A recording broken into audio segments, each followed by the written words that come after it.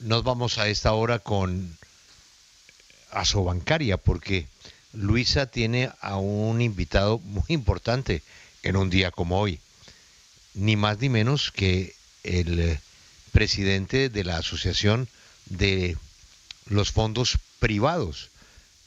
Es muy importante escuchar la opinión de este invitado sobre lo que pasó en la Corte Constitucional con la aprobación de la reforma pensional.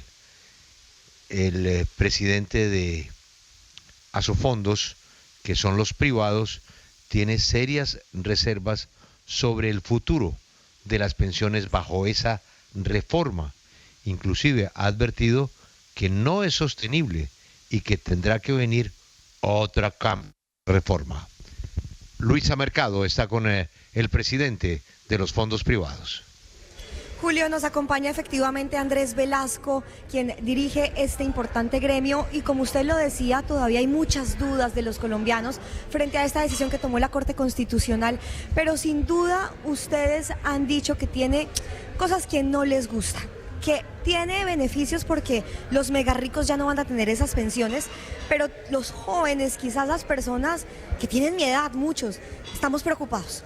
¿Ustedes por qué dicen que nosotros deberíamos estar preocupados? Gracias, Luisa. Un saludo a las personas que están en Bogotá, Julio, etcétera. Efectivamente, desde el trámite de la reforma, no solamente los fondos privados, los centros de pensamiento, las universidades, el Comité Autónomo de la Regla Fiscal identificó el costo de la Ley 2381. La Ley 2381, recordemos, nos hace a todos los colombianos afiliados a Colpensiones, y para las personas que tienen ingresos por debajo de 2.3 salarios mínimos, garantiza un subsidio del Estado que es superior al 100% del valor de las mesadas. Como somos todos los colombianos en este momento, 25 millones de trabajadores formales que tenemos cotizaciones, se empieza a acumular un pasivo pensional que suma al que ya existía con la Ley 100, y que deja el valor del pasivo pensional en cerca de 200 puntos del Producto Interno Bruto. ¿Eso qué quiere decir? Que los contribuyentes de Colombia nos estamos endeudando para pagar las pensiones de los futuros pensionados en el doble de lo que producimos todos los colombianos en un año. Es más de 3 veces el tamaño de la deuda pública del Gobierno Nacional Central.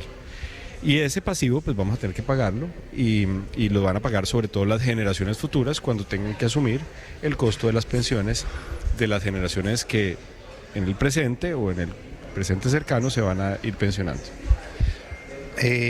Desde Asofondos ustedes han dicho que están en modo implementación en este momento y que están ajustando la tecnología, ajustando las herramientas. ¿Cómo están haciendo ese proceso y qué decirle a un usuario hoy que está en un fondo privado y que no sabe qué hacer, si se cambia, si no, si se tiene que quedar quieto? ¿Qué le podemos decirle a los oyentes? Bien, entonces, de acuerdo, ya la reforma es un hecho. Yo creo que la Corte Constitucional le ha dado luz verde, quedan 9 artículos y un artículo nuevo por discutir en el Congreso de la República. Eso tendrá que suceder una vez la Corte sancione en 30 días, entonces es un hecho que vamos a tener un nuevo sistema pensional a partir del 1 de abril, y nuestra responsabilidad como actores del sistema es estar en modo de implementación. Hay cerca de 13, 14 actores en este sistema pensional, no somos solamente los fondos de pensiones privados y Colpensiones, está el Banco de la República, están los operadores de la pila, están los reguladores, y ese es un capítulo aparte porque la regulación está incompleta y hay que culminarla. Entonces hay que hacer un esfuerzo gigantesco. Está Positiva, que es la nueva administradora del componente complementario de ahorro individual público.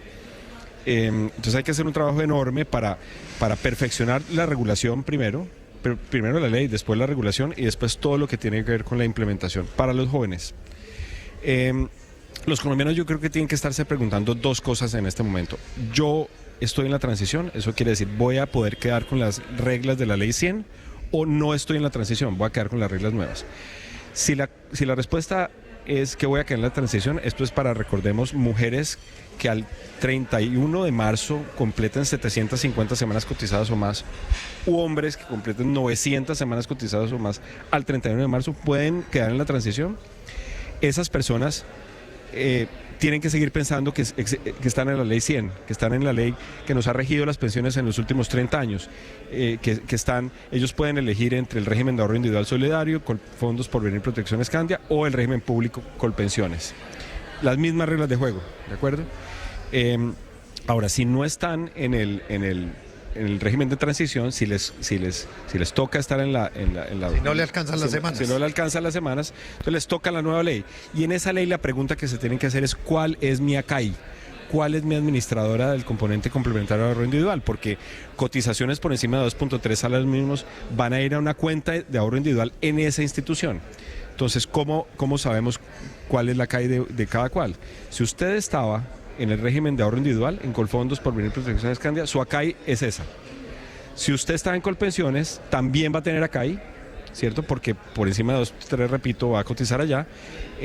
La forma más fácil de enterarse es, recogiendo correos electrónicos del año 2025. Pero eso es automático, o sea, no va uno. El que no eligió ACAI antes de enero del año pasado, se la asignaron y le mandaron un correo electrónico antes del 31 de marzo del año 2025. Entonces, buscar en el correo es una opción. La otra es comunicarse a través de los canales que el Ministerio de Salud tiene, con el Ministerio de Salud para preguntar cuál es la CAI. ¿Por qué el Ministerio de Salud? Porque recordemos que la pila la administra el Ministerio de Salud. Es por eso que ellos tienen el registro. Oiga, doctor Velasco, me gusta saludarlo.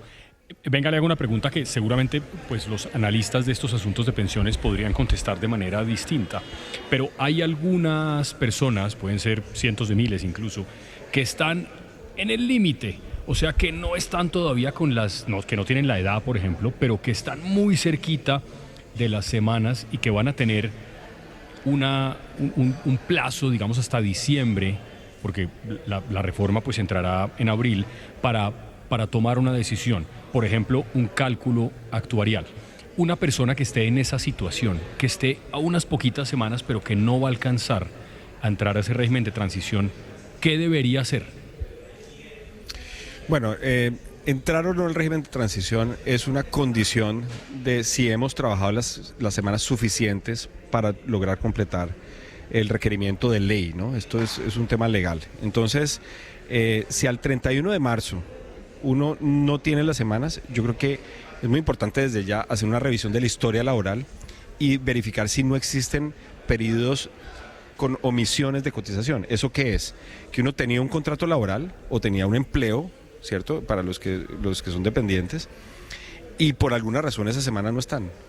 Entonces hay que completar la historia laboral, y para eso hay una página web que pone a disposición a su fondo, se llama soyactuario.com, en el que las personas pueden entrar y pueden cotizar semanas omitidas, pero solamente las omitidas. Eso es lo que la ley permite. Uno no puede comprar semanas, eso es ilegal. Y hoy en día, con las presiones fiscales que se están observando, ya sabemos que la UGPP está cruzando información de personas que compraron semanas, y pues eso pues es una ilegalidad, y esas personas pues van a tener que responder ante la DIAN, la UGPP, etcétera. Entonces, ¿quiénes pueden acercarse a esa página web y comprar esas semanas o con el cálculo actuarial correspondiente? Las personas que tienen semanas omitidas de cotización, que son o cuando uno trabajó y no cotizó por alguna razón, o porque no tenía un fondo de pensiones, no está inscrito en un fondo de pensiones. También hay casos de personas que pueden hacer esa corrección.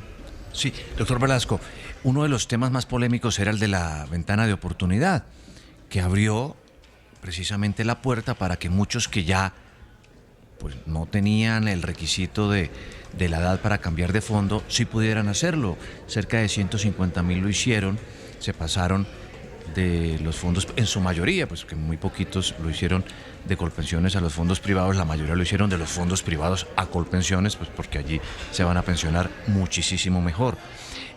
La pregunta es, la plata, ha dicho la Corte que esa plata no es de los fondos privados, ni tampoco es una plata del gobierno, es de la gente, de los ahorradores. Esa plata finalmente, ¿en qué va a pasar con eso? ¿Cuándo se va a girar esa plata no sé si a Colpensiones o al Fondo del Banco de la República que se va a crear? Sí, la ley es clara que esos recursos se deben girar al Fondo de Ahorro del Pilar Contributivo una vez el Banco de la República lo cree. Entonces, en el momento en que se cree, se hará el giro correspondiente a esos recursos, como lo dice la ley, que fue lo que defendimos desde los fondos de pensiones y fue lo que finalmente el Consejo de Estado determinó al suspender el decreto 415 que el gobierno anterior había expedido para que se giraran esos recursos en el corto plazo a Colpensiones y disponer de ellos, que fue lo que el Consejo de Estado pues, nos prohibió hacer. Entonces, tan pronto se conforme el Fondo de Ahorro del Proyecto Contributivo del Banco de la República, se girarán los recursos como dice la ley. Hay una contrarreforma que se está gestando incluso desde el Congreso de la República. Quieren algunos congresistas cambiar algunas de las cosas que quedaron ya plasmadas, como usted lo decía, en esta reforma que presentó el gobierno de Gustavo Petro. ¿Hay posibilidades de que esta pedagogía, todo esto que se conoce hoy, como va a quedar la reforma a partir del 1 de abril del próximo año, cambien algo o ustedes creen que eso prácticamente es inviable? Pues en este momento hay una ley que está aprobada, sancionada por el presidente, revisada por la Corte Constitucional, con unos comentarios de forma en 9 artículos, y esa es la realidad hoy en día. Pero en Colombia, en el Estado Social de Derecho, las cosas se pueden deshacer muchas veces como se hacen, y la forma de reformar una ley pensional es con un proyecto de ley pensional que haga el trámite en el Congreso de la República, y por supuesto si eso ocurre, si el Ejecutivo o el Legislativo, que son los que tienen esa responsabilidad, se proponen un proyecto de ley, pues nosotros participaremos del debate para hacer de ese sistema pensional propuesto pues el mejor posible para los colombianos, porque estamos convencidos de que este que tenemos había que cambiarlo, la ley 100, este que queda, el de la 2381, pues tiene muchos inconvenientes todavía, tiene muchos problemas de sostenibilidad, de equidad, de cobertura. Entonces, sí nos merecemos un mejor sistema pensional, y si el Congreso de la República va a analizar un proyecto de ley, pues ahí estaremos nosotros tratando de mejorarlo siempre. Es el presidente de Asofondos, gracias por haber estado con nosotros en Caracol Radio, y seguiremos justamente pues dándole a conocer a las personas qué cambia. Si tienen dudas, por supuesto, nos las pueden remitir, porque vamos a seguir explicándoles cuál es en este momento su estado según su condición, para saber cómo va a funcionar su pensión. Gracias por haber estado con nosotros. Con todo el gusto del mundo. Saludo a todos en Bogotá.